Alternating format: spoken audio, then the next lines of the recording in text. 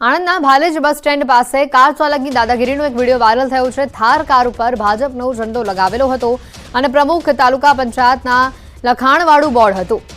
થાર ચાલકે દાદાગીરી કરીને એસટી બસને રિવર્સ લેવા માટે દબાણ કર્યું। જાહેર રોડ પર કાર ચાલકની આ દાદાગીરી સામે આવી અને જે બાદ સ્થાનિકો દોડી આવ્યા અને મામલો શાંત પાડ્યો। જો કે કાર ચાલકની દાદાગીરીના કારણે રોડ પર થોડા સમય સુધી ટ્રાફિક જામના દ્રશ્યો પણ સર્જાયા હતા। ઘટનાના આ દ્રશ્યો પણ જુઓ કે જેમાં કેટલાક રાહદારીઓએ આ વિડીયો બનાવીને વાયરલ કર્યો છે। એસટી બસને રિવર્સ લેવા માટે આ કાર ચાલકે ભારે દબાણ કર્યું હતું। રસ્તા પર દાદાગીરી કરતો આ કાર ચાલક જોવા મળી રહ્યો છે અને પરાણે તે એસટી બસને રિવર્સ લેવા માટે તે દબાણ કરે છે। જો કે આ ગાડી ઉપર ભાજપનો ઝંડો પણ જોવા મળ્યો અને જેના કારણે પદને લઈને રોફ જમાવતો હોય, દાદાગીરી કરતો હોય તેવું પણ લોકોનું કહેવું હતું। લોકોએ વચ્ચે દોડી આવીને મામલાને શાંત પાડવાના પ્રયત્નો કર્યા હતા। જો કે મામલો શાંત પડે ત્યાં સુધીમાં રસ્તા પર ટ્રાફિક જામના જે દ્રશ્યો છે તે પણ સર્જાયા હતા।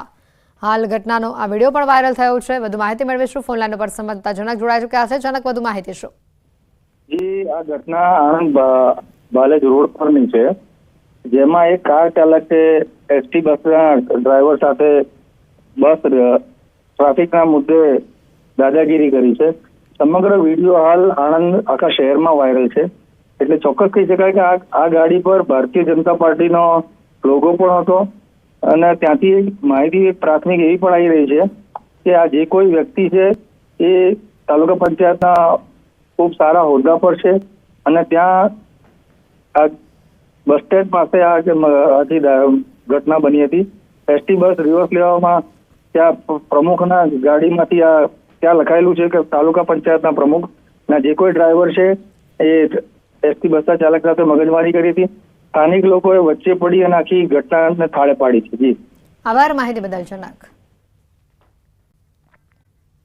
વડોદરા શહેરથી અન્ય સમાચાર સામે આવી રહ્યા છે, જ્યાં નશેબાજ નબીરાઓએ આતંક મચાવ્યો। નશાની હાલતમાં પૂરપાટ ઝડપથી કારને હંકારી ડિવાઈડર સાથે અથડાતા કાર પલટી મારી ગઈ। કાર ચાલકે રાહદારીઓના જીવને જોખમમાં મૂક્યા। કાર સવાર 4 નબીરાઓને ધરપકડ કરી લેવામાં આવી છે। કારમાંથી વિદેશી દારૂની 2 બોટલો પણ મળી આવી છે। પોલીસે 4 નબીરાઓની ધરપકડ કરી વધુ કાયદેસરની કાર્યવાહી હાથ ધરી છે।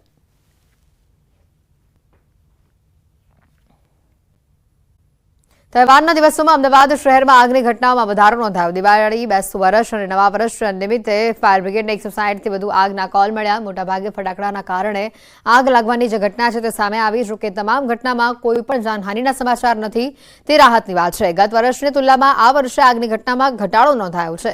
દિવાળીના દિવસે 80, પડતર દિવસે 50 અને નવા વર્ષે 30 જેટલા આગના બનાવોના કોલ્સ આવ્યા છે।